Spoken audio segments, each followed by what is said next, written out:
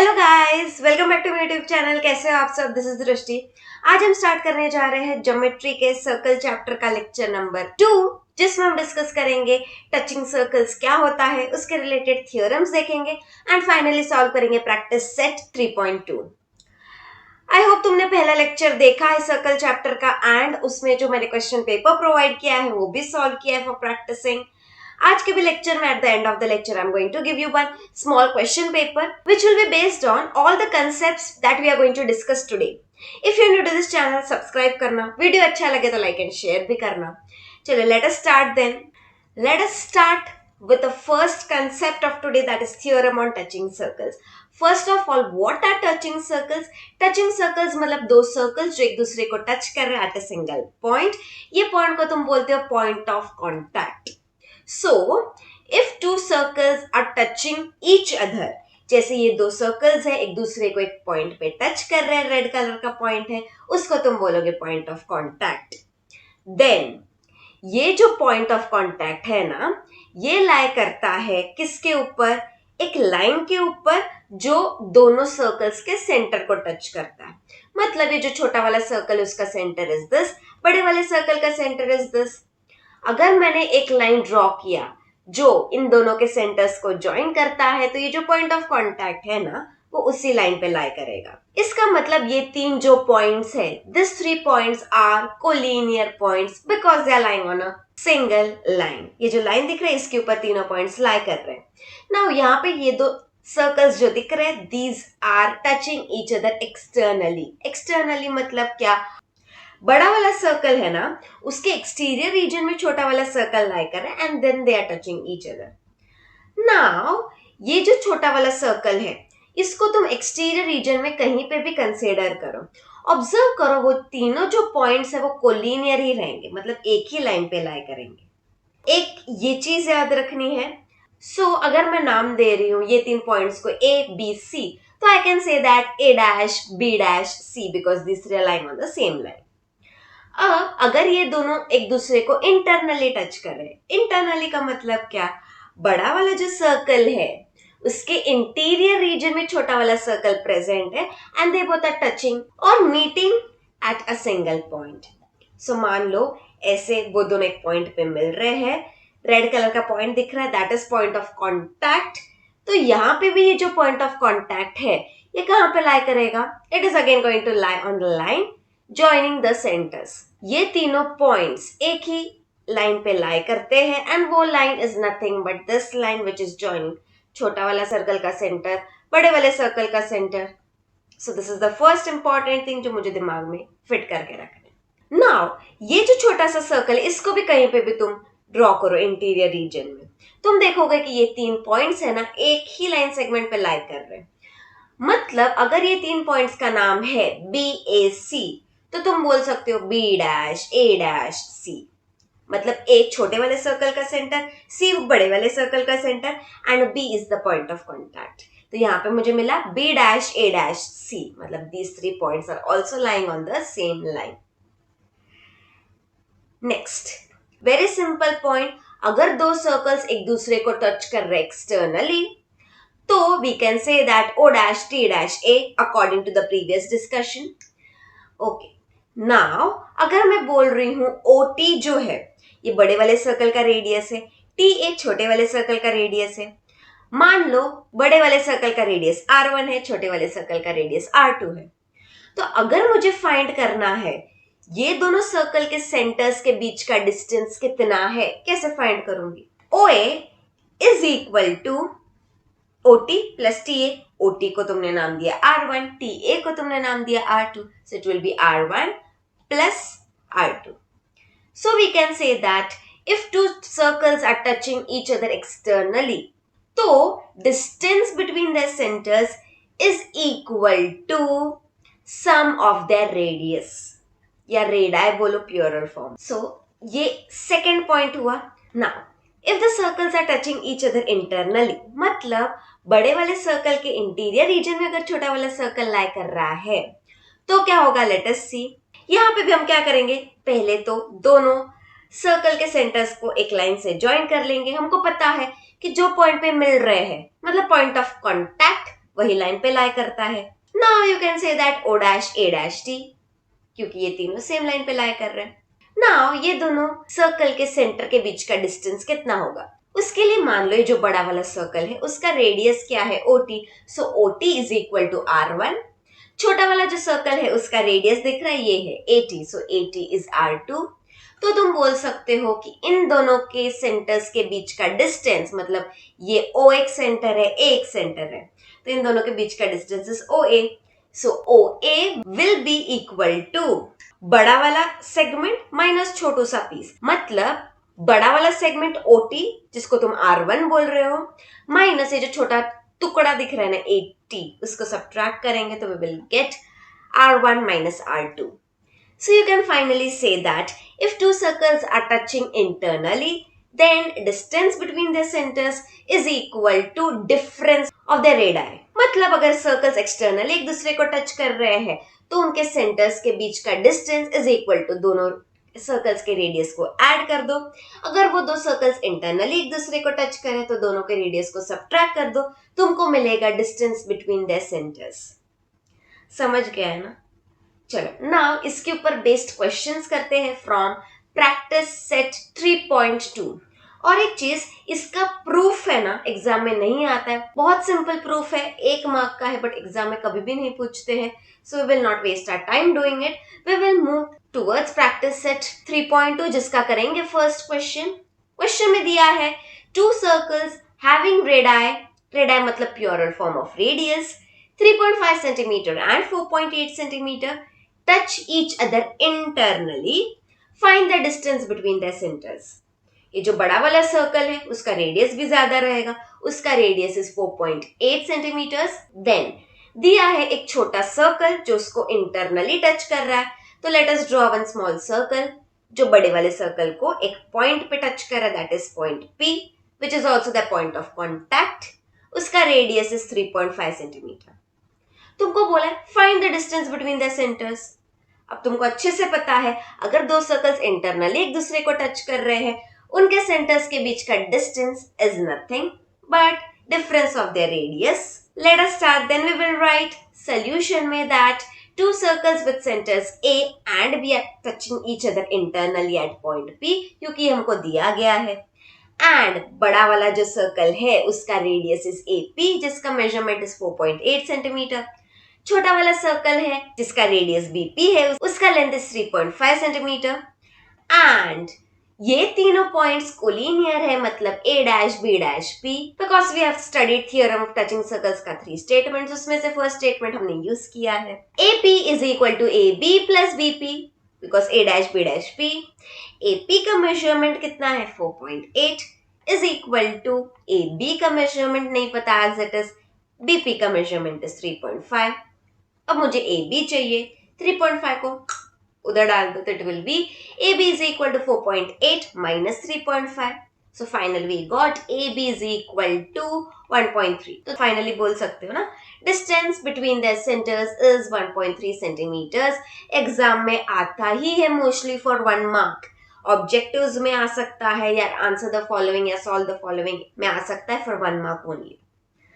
Let us move to the next question, that is practice set 3.2 का question number 2। देखते हैं question में क्या दिया है।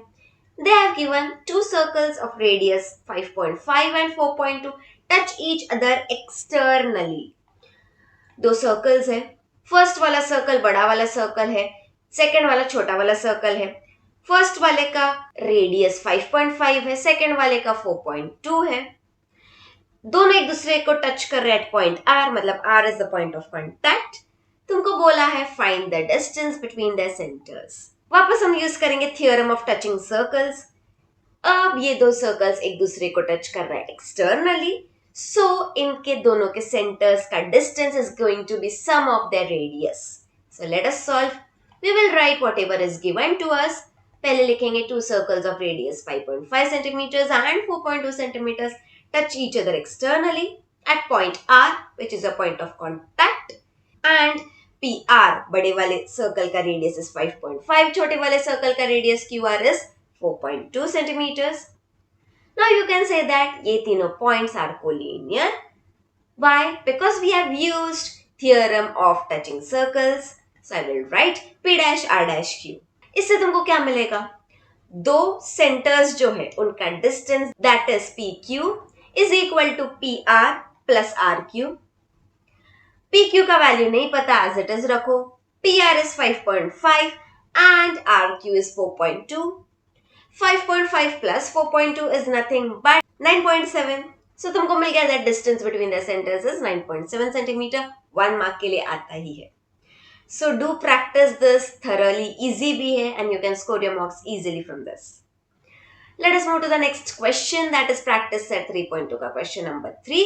यहाँ पे तुमको बोला है if there are two circles जिसका radius is 4 centimeters and 2.8 centimeters, draw figure of the circles once when they are touching externally, once when they are touching internally. चलो पहला वाला स्टार्ट करते हैं. केस 1 जिसमें सर्कल्स एक्सटर्नली एक दूसरे को टच कर रहा है, उसके लिए पहले क्या करोगे? पहले तो एक रफ डायग्राम ड्रॉ करो. कुछ ऐसा दिखना चाहिए. एक्सटर्नली दो सर्कल्स टच कर रहे हैं. बड़े वाले सर्कल का रेडियस 4 सेंटीमीटर है, छोटे वाले सर्कल का रेडियस इज 2.8 सेंटीमीटर. ये ड्रॉ करने के लिए तुमको चाहिए रहेगा स्केल एंड योर कंपास. चलो let us mark one point P that is centre of the bigger circle. वो पॉइंट मार्क किया. अब ले लो स्केल एंड कंपास. कंपास को 0 मार्क है ना, वहां से लेके 4 सेंटीमीटर तक एक्सटेंड करो. मतलब तुमने कंपास में ले लिया 4 सेंटीमीटर का मेजरमेंट. अब क्या करोगे? पॉइंट P पे रख दो एंड ड्रॉ कर लो एक सर्कल. ये हो गया तुम्हारा सर्कल विद सेंटर P, बड़ा वाला सर्कल जिसका radius is 4 centimetre. Now what you are going to do is P से ना एक सीधा रे एक्सटेंड कर दो. रेडियस भी ड्रॉ किया और उसको बाउंड्री तक ही मत रखो, उसको बाहर भी एक्सटेंड करो. क्यों? क्योंकि यही जो एक्सटेंड किया हुआ तुम्हारा रे है, उसी के ऊपर हमारा छोटा सर्कल का भी रेडियस आना चाहिए. अब क्या करो? स्केल लो. वो जो एक्सटेंडेड रे है उसके यहाँ पे स्केल को रखो फ्रॉम द बाउंड्री एंड वहां से 2.8 सेंटीमीटर के डिस्टेंस पे मार्क कर लो पॉइंट Q. मतलब ये जो पॉइंट Q है it represents centre of smaller circle. अब तुमको पूरा सर्कल ड्रॉ करने के लिए 2.8 सेंटीमीटर का रेडियस लेना है. तो वापस स्केल लो. कंपास का एक एंड मार्क 0 पे रखो एंड उधर से 2.8 सेंटीमीटर का मेजरमेंट ले लो. 2.8 मतलब दिख रहा है 2 एंड आगे एक छोटे छोटे लाइंस है ना, वहां तक लेना है. वापस एक एंड कंपास का रख दो पॉइंट Q पे. ड्रॉ कर लो एक सर्कल. तुमको दिखेगा कि ये दोनों सर्कल्स एक पॉइंट पे मिल रहे हैं. आई hope you have understood this. अब अगर सर्कल्स इंटरनली एक दूसरे को टच कर रहे हैं तो how should your diagram look like? ऐसा कुछ लगना चाहिए. करेक्ट. एक बड़ा वाला सर्कल है जिसके अंदर एक छोटा वाला सर्कल लाई कर रहा है. पहला स्टेप है यहाँ पे बड़ा वाला सर्कल कंस्ट्रक्ट करने. So what we will do is we will mark a point P which is the center of a bigger circle. Scale ले लेंगे, कंपास भी ले लेंगे. कंपास का एक एंड रख देंगे 0 मार्क के ऊपर, दूसरा रख देंगे 4 क्योंकि हमको बड़ा जो सर्कल उसका रेडियस चाहिए 4 सेंटीमीटर का. देन कंपास का एक एंड सेंटर पे रख के ड्रॉ कर लो एक सर्कल. ये हो गया तुम्हारा बड़ा सर्कल जिसका रेडियस इज 4 सेंटीमीटर. नाउ ये जो छोटा वाला सर्कल है वो बड़े वाले सर्कल को टच कर रहा है इंटरनली. मतलब तुम क्या करो? स्केल लो एंड 2.8 सेंटीमीटर वाला मार्क, ये वाला मार्क दिख रहा है, वो एग्जैक्टली सर्कल के बाउंड्री पे रखो एंड जहां पे तुम्हारा 0 मार्क आ रहा है वहां पे मार्क कर दो पॉइंट Q. क्या किया तुमने? स्केल को ना 2.8 सेंटीमीटर जहां पे आ रहा है उधर बाउंड्री पे रखा, फिर 0 मार्क के इधर मार्क किया point Q. This Q is the center of your smaller circle. अब तुमको स्मॉलर सर्कल का रेडियस बनाना है 2.8 सेंटीमीटर. स्केल पे वापस कंपास यूज करके ले लो 2.8 का मेजरमेंट. एक एंड रखा 0 मार्क पे, दूसरा रखा 2.8 पे. एक्यूरेटली करने का ट्राई करना. अगेन कंपास उठाओ, पॉइंट Q के ऊपर रखो उसको एंड ड्रॉ कर लो एक सर्कल. तो यू विल सी कि ये जो सर्कल है टच करना चाहिए बड़े वाले सर्कल को एंड ये जो छोटा वाला सर्कल है उसका रेडियस इज 2.8 सेंटीमीटर. सो ये दो डायग्राम्स बनाने के बाद ध्यान से देखना कि वो दोनों सर्कल्स एक दूसरे को टच कर रहे हैं कि नहीं कर रहे. अगर नहीं कर रहे, तुमने कुछ तो मिस्टेक किया है. This is very easy. अगर एक बार में नहीं समझ रहे, रिवाइंड करके 2-3 बार देखो एंड ये प्रैक्टिस करो, क्योंकि ये भी इंपॉर्टेंट है, एग्जाम में 2 मार्क्स के लिए आता है। चलो, let us move to the next question, that is practice set 3.2 का क्वेश्चन नंबर 4। क्या दिया है? Circles with centre P and Q touch each other at point R।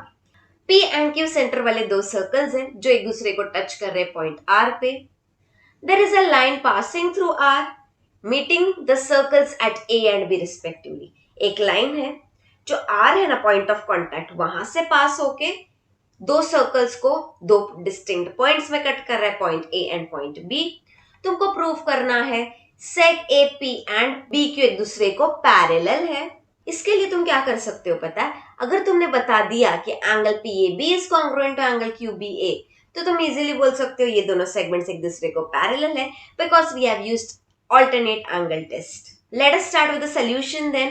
पहले तो मैं क्या लिखूंगी? I will write that P dash R dash Q, क्योंकि ये दो सर्कल्स एक दूसरे को एक्सटर्नली टच कर रहे हैं, तो जो पॉइंट ऑफ कांटेक्ट है वो लाई करता है on the segment joining both centres of these two circles, basically P dash R dash Q, because we have used theorem of touching circles. Now we are going to consider triangle APR. So we will write in triangle APR. Can you say that AP और PR दोनों congruent होगा? क्यों? Because these are radius of the same circle. So these are going to be congruent. So I will write seg AP is congruent to seg PR because these are radius of the same circle. अब अगर ये दोनों sides congruent है तो इनके opposite angles भी congruent होंगे।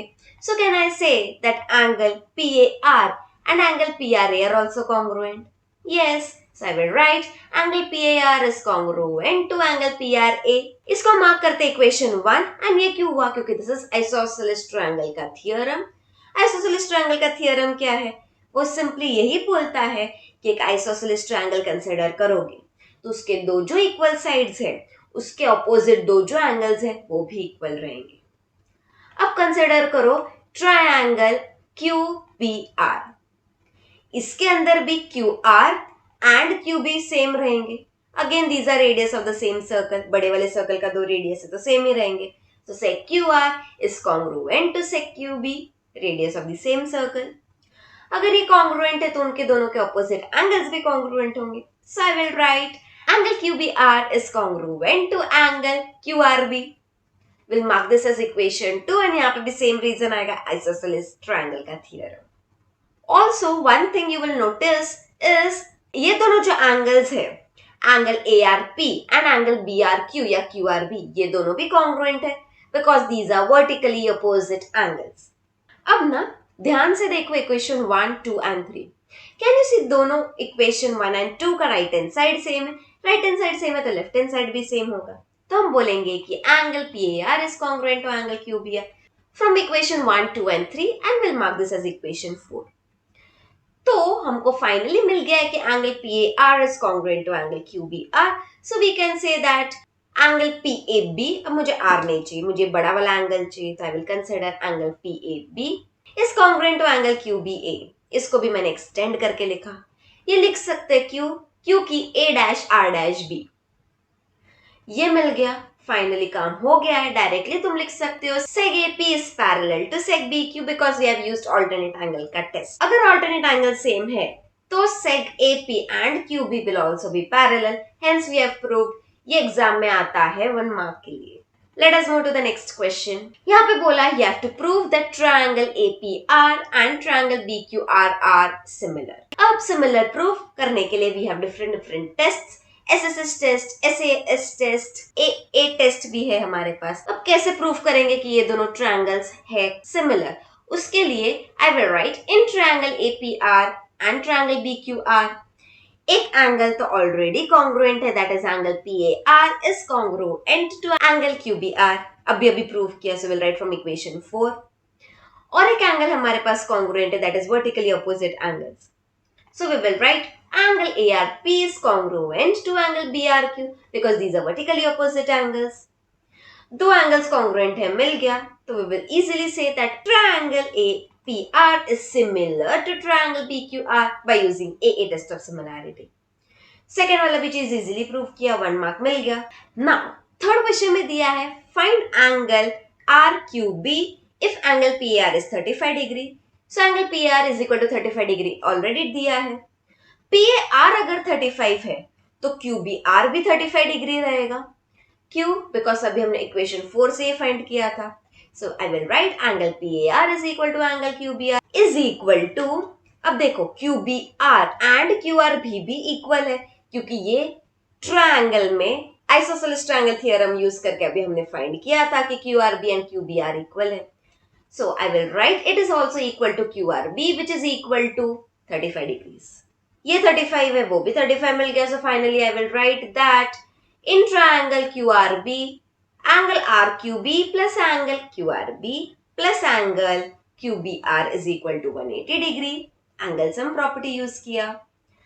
Now are Q B का मेजर नहीं पता था, I'll keep it as it is, plus QRB is equal to 35 degrees, so substitute 35. QBR is equal to 35 degrees, so वापस लिख दो 35 is equal to 180 degree. Now 35 plus 35 is 70. Plus 70 को धक्का दे दो, उधर डाल दो, it will become minus 70. So we will get angle RQB is equal to 180 minus 70, which is equal to 110 degrees. Finally तुमको मिल गया कि angle RQB is equal to 110 degrees. ये भी आता है 1 मार्क के लिए, तो ओवरऑल ये जो समय आता है एग्जाम में 3 मार्क्स के लिए। I hope you have understood. Let us move towards the last question for today, that is practice set 3.2 का question number 5. क्या दिया है क्वेश्चन में? Circles with centers A and B touch each other at E. दो circles हैं, एक दूसरे को E पॉइंट के ऊपर मिल रहे हैं। Line L is the common tangent which touches छोटा वाला सर्कल एट पॉइंट C, बड़ा वाला circle eight point D respectively. Find the length of CD if छोटे वाले सर्कल का रेडियस 4 सेंटीमीटर, बड़े वाले सर्कल का रेडियस 6 सेंटीमीटर है। अब CD फाइंड करने के लिए पहले तो थोड़े से कंस्ट्रक्शंस करने होंगे। सबसे पहला चीज मैं करूंगी, ये दोनों सर्कल्स के सेंटर्स को ज्वाइन कर लूंगी। So I have joined the centers and I very much know that A dash E dash B ये तीनों पॉइंट्स सेम सेगमेंट पे लाई करते हैं because we have used theorem of touching circles. अब AE का मेजरमेंट 4 है क्योंकि वो रेडियस है छोटे सर्कल का। EB का मेजरमेंट 6 है क्योंकि वो रेडियस है बड़े सर्कल का। सो लिख लेते हैं AC is equal to AE is equal to 4 centimetres, DB is equal to B is equal to 6 centimetres because these are radius of the circle. अगर मुझे डिस्टेंस फाइंड करना है दोनों के सेंटर्स का, that is AB, it will be equal to AE plus EB। क्यों? क्योंकि A dash B. So AB will be equal to A is 4, B is 6, so 4 plus 6 which is equal to 10. तो मुझे AB का value मिल गया 10 centimetre. और अब मुझे CD find करना है, तो मैं क्या करने वाली हूँ, I am going to construct a rectangle. मुझे अच्छे से पता है कि रेडियस और टैंजेंट एक दूसरे को होते हैं परपेंडिकुलर। कैसे? Tangent theorem. And DB is also radius of the bigger circle. That is also going to be perpendicular to the tangent. दो एंगल्स मुझे 90 डिग्री मिल गया। मैं क्या करूंगी, CD के लिए ही एक अपोजिट लाइन सेगमेंट ड्रॉ करूंगी and I am going to name it as AF। हमने कंस्ट्रक्शन ही ऐसा किया कि AFD है वो भी 90 डिग्री रहेगा। अगर AFD 90 डिग्री है तो बच्चा वाला एंगल वो भी 90 डिग्री रहेगा। हमको फाइनली मिल गया है एक रेक्टेंगल एंड यहाँ पे तुमको दिख रहा है एक राइट एंगल ट्रायंगल है। तो अगर मैंने राइट एंगल ट्रायंगल से फाइंड किया AF का opposite side is CD and rectangles में opposite sides are of equal measure. तो अगर मैंने कैसे तो करके AF फाइंड किया, I can easily find CD। अब मेरा main task is to find AF का मेजरमेंट। उसके लिए I am going to consider this right angle triangle. AB का मेजरमेंट दिया है, FB का I am going to find, उसको यूज करके AF फाइंड करेंगे, हमको फाइनली हमारा CD का भी वैल्यू मिल जाएगा। तो अब ये जो बकवास किया है ना वो लिख भी लेते हैं। So I will write that in quadrilateral ACDF angle ACD is equal to 90 degrees, angle FDC is equal to 90 degrees. ये दोनों कैसे मिला? By using tangent theorem. उसके बाद तुमने कंस्ट्रक्शन करके पता किया कि AFD का भी एंगल 90 डिग्री है। तो बचता कौन सा एंगल है? CAF ना, या FAC, वो भी 90 डिग्री रहेगा because it is remaining angle. चारों एंगल्स अगर 90 डिग्री के मिल गए, so I can easily say that the quadrilateral is a rectangle, क्योंकि यही डेफिनेशन है रेक्टेंगल का। अगर ये रेक्टेंगल है, तो AC और DF का मेजरमेंट सेम रहेगा। अगर AC 4 है तो DF भी 4 रहेगा। देयरफॉर तुमको FD का वैल्यू मिला 4 सेंटीमीटर। अब मुझे FD छोटा टुकड़े का वैल्यू पता है, बड़ा वाला टुकड़ा दिख रहा है DB, उसका वैल्यू पता है। तो ये जो बचा वाला टुकड़ा है FB, उसका भी वैल्यू फाइंड कर सकती हूँ क्योंकि ये तीनों सेम लाइन पे लाई कर रहा है। So I will write that DB is equal to DF plus FB because B dash F dash D. DB का मेजरमेंट पता है 6, तो 6 is equal to BF plus DF का वैल्यू पता है 4, प्लस 4 उधर डाल दो -4 हो जाएगा, so you'll get FB is equal to 6 minus 4 which is equal to 2 centimeters. तो तुमको BF का वैल्यू मिला 2 centimeters. अब तुम क्या करोगे? You are going to consider this right angle triangle.